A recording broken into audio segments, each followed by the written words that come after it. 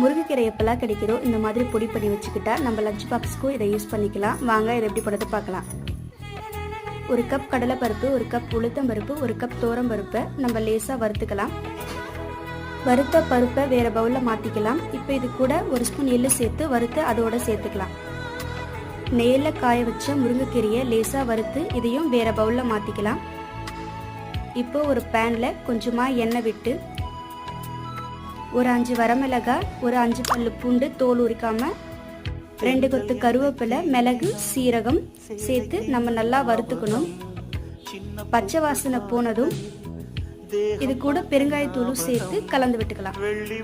இப்போ இதை ஆறுனதும் ஒரு மிக்சி ஜாரில் போட்டு ஏற்கனவே ரெடி பண்ண பருப்பை சேர்த்து கொஞ்சம் புளி உப்பு சேர்த்து நல்லா அரைச்சிக்கலாம். இப்போ முருங்கைக்கீரையும் நல்லா மைய அரைச்சிக்கலாம். ரெண்டும் அரைச்சதும் மிக்ஸ் பண்ணிக்கலாம்.